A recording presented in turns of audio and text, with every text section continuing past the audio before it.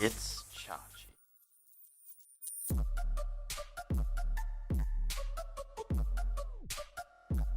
What's going on, you guys? Chache back at you with another video, and a little bit of a different video today. With CRL starting tomorrow, I decided that I wanted to do a power ranking of all 12 of the CRL West teams. If you guys like this video idea, I can also do it for the other regions come next season, or I'll probably just do it for CRL West just because I'm really familiar with that. And I try to be as non-biased as possible because I have relations with everybody on every team. So hopefully you guys enjoyed the video. Let's go ahead and get right into it. Also, just a side note, I think every single team in this region is capable of winning, but somebody's got to be at the bottom. So let's go ahead and get right into the first team with. Alrighty, guys. So rounding out the bottom here in 12th place, I have Cream Esports. So Cream Esports, they do have 6 players on their team, which is actually a really favorable thing to have. Multiple players on your team can be good and bad. It can be good because they'll have multiple 2v2 pairs, but it also can be bad because in-house battles, you could be like, hey, I want to start, no, I think I should, and stuff as that such. A lot of newer faced players on the team, not a whole ton of experience on the team, so I think this is definitely one of the bottom end of the league for CRL West. So moving on to number 11. Alrighty, so next up we got Team Queso in 11th place for myself. So this team is full of 4 people. So if they wanted to focus on 2v2, all members have to be available to play. So that means that could take away from 1v1 play, or 2v2 could lack. Also, the only starting person that was really on this roster that started last season was Azili's. He's probably going to be a 1v1 specialist. Could see a language barrier in the house. A lot of Spanish people, as well as Azili's is French. So we'll see how they all communicate together. But again, not a whole lot of synergy from last season going off of all the stats and everything. Azili's didn't have as strong of a season last season as most would hope for. We'll see if he can turn it around. But moving on. Alrighty, so in 10th place for my power ranking in CRL West, we got Team Dignitas. So Team Dig this season, a lot of my personal friends, just a lot of question marks for me. A lot of these players didn't see a whole bunch of play. I know Frost and Eddie did start last season, but Blaze is a new face to the team. Nobody's seen him in competitive, like on the big stage. So can he handle the pressure? He's won almost every single SLG tournament there is, but can he handle the CRL pressure up on that stage? I know Frost last season, a couple pressure situations where he didn't handle the pressure as well as he could. He almost passed out in one of the games, but well, I know he's got it this season, but just a lot of question marks for this team, so that's why I have them at number 10. Alrighty, up next we got Misfits in 9th place here on my power ranking. So basically, it's Cloud9 from last season, with just Loe being added to the team, replacing C. McHugh. And this team last season finished 4th in NA, so I mean, decent team. I heard there was a little bit of in-house struggles going on later in the season, starting lineups and all that other question marks. So we'll see if they can fix that. But a couple question marks there. Obviously, they're all solid players. Wings being a beast in King of the Hill, that's what he was known for last season. We'll see if they can figure out a 2v2 player, because last season they had one of the worst win rates in 2v2, and that's such a big part of CRL, so that's why I have them where they are here. Alright, so moving into the number 8 spot, we got Tribe. A couple new faces on the team. They do have 5 players, which will help them out there. They can have one 2v2 starting team and then a backup team, and then they can have their 1v1 player practicing with somebody else at the same time. So that's why I really like teams of 5 or more, 5 or 6. 6 may be pushing it, but 5 definitely is that magic number, which we'll get to later as the rankings unfold. But Tribe here, they have experience in 2v2. They've done pretty well in BGW. That's why I have them up where they are right now. They have 2 new players that haven't seen CRL stage light yet, so that's why I have them where they are. A couple question marks there, see if they start or not. We'll see how B-Rad is, because he's kind of a hit or miss player. He's either really on, and when he's on, he is destroying, and when he's not, you know, he can be, you know, losing anywhere from 30% win rate. So we'll see where they are, but that's why I have them where they are. Alrighty, guys, coming in at number 7, we got Pain Gaming. LATAM focused team with Pain. They have Surge, TS, Carnage, and Wen are definitely the names of the team there. 4 players on the team, so Again, they can't have two 2v2 teams and somebody else playing a 1v1, so I definitely think that will hold back on practice, especially with the news coming out that bans, there's going to be no bans in CRL West, so experiment in CRL West, obviously. Not a big fan of that. We're probably only going to see 5 to 10 types of decks throughout the entire course of the season. So that definitely shakes up how teams are going to play. But again, really, really solid team here.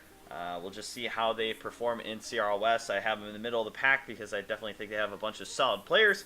But there's some other rosters out there that are a little better, in my opinion. Alrighty, right in the middle of the pack, number 6, we got Fnatic. And Fnatic, a bunch of solid players. We got Javi. He was on a very, very solid team last season. So a new team, new chemistry to go along with. Faye and Asuchini on the team as well. I think those will be their 3 starters. For sure, Michael could, sneak his way into that 2v2, but obviously those other 3 players are really, really solid. We'll see how they put it together. But new team, new chemistry. They got to see how that goes down. So that's why I have them at number 6 as of right now. Alrighty, guys. So moving into the top 5 here. At this top 5, I definitely think are the most consistent teams in the league. So starting off here with NRG at number 5. They didn't have a very great season last season in NA. They started to turn around near the end of the season, but in BGW Battleground Weekly, if you don't know what that is, Mobile Matt has been hosting in big tournaments every single week, and NRG's definitely been up there winning, I think, 2 or 3, if not more. But 2 new players on their team, X Pedro and Lich. So new chemistry along with that. They've been really good on the offline, but we'll see how they can handle the pressure. I know the pressure can get to more players than others, so we'll see how it goes. And now into number 4. Alrighty, guys, so number 4, I got Immortals, another NA team. Obviously, you got Royal. He was a beast, won the highest win rate 1v1 players last season, as well as the God RF and Awcrap in for 2v2. I have them at number 4. I definitely think the rest of the competition has caught up in 2v2. With the rest of the season, so I don't think Complexity and Immortals will be the only ones with super high win rates. I think everybody will be evened out with elite teams going 60-70% on that win rate. Obviously, the no bans in CRL West plays a huge factor in 2v2. Tornado's going to be everywhere. I expect both players to run Tornado just about every single game. If not, maybe even a mirror Tornado. Who knows if somebody gets a little crazy, a little kinky with their decks, and we could see some NATO. But I definitely think like Rocket NATO is going to be one of the most important deck types, as well as like Golem and all that other stuff. You won't be able to see a bunch of RG and all that stuff with NATO being prevalent, as well as Lava Hound and all that other stuff. So we'll see how that meta works out, but I definitely think a really, really solid team. Each of these top 5 teams definitely have a chance to win the title here. Obviously, anybody on this list is a really, really solid team, but these are the teams that are definitely separating. They're in that A or that S tier for me.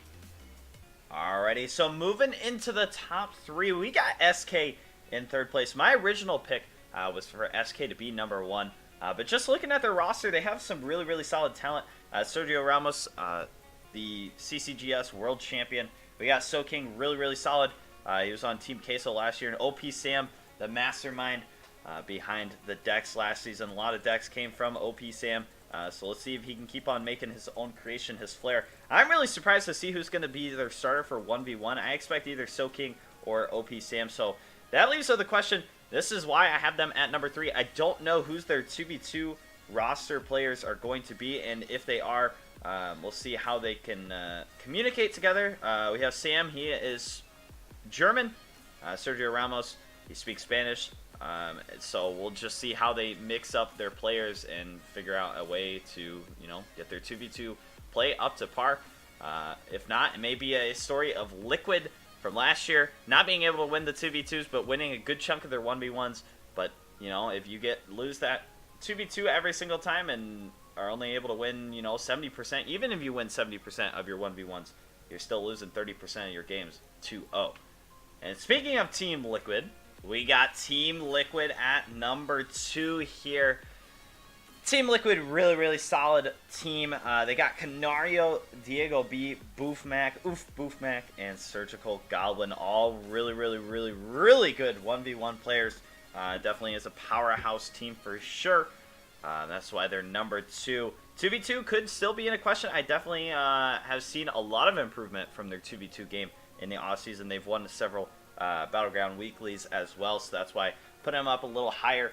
Their stats last season, 2v2 wasn't the best, like I mentioned before, but in the offseason they've been putting in the work, and it seems like they figured things out. We'll see if they can put it together here in CRL West, but that's why I have them at number 2, and my clear number 1 pick is going to be non-biased as possible, but it is Complexity. Complexity, you know, destroyed everybody in 2v2 last season.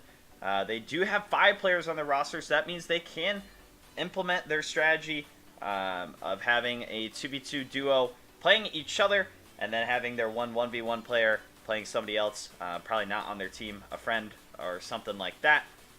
So we'll see how that goes, but really stacked roster. You got Air Surfer, multiple global win tourney champion, Razor, who destroyed, he was the Kingslayer last season. Colton, 2v2 specialist, didn't have the best King of the Hill last season, but that's why I think they picked up Vulcan. Vulcan, another person that could actually start on the 2v2 roster. We'll see how they implement Vulcan. He was 1v1 at the first half of the season, switched over to 2v2 because of OP Sam. So we'll see. I definitely will expect to see him in King of the Hill. And then Adrian, Piedra, Poppy, sitting down there. 1v1 specialist. I would expect him to stay as their 1v1 specialist unless something happened with the meta, a switch up there. But I would see probably Vulcan, Razor, and Adrian as their King of the Hill, which is a really scary King of the Hill. I think there's other teams that definitely have some better 1v1 players for King of the Hill. 3 of them, I guess, if you're comparing like 3-on-3. But Complexity, obviously, really solid 1v1 game as well as their 2v2. We'll see how the bans and no bans affect this season. But right now, I have them as my number 1 pick to win CRL West as their rank of number 1. So guys, that's about it. Let me know in the comments if you disagree or agree with my predictions. CRL starts tomorrow. I believe the first game is Immortals and somebody else I can't think off the top of my head. But if you guys have any predictions, let me know. If you guys want to see my predictions from week to week, let me know in the comments below. And hopefully you guys enjoyed the video. If you did, make sure to leave a thumbs up. Comment down below if you agree, disagree. I already said that, but I don't care. And we'll see you guys next time. Thanks for watching. Peace out.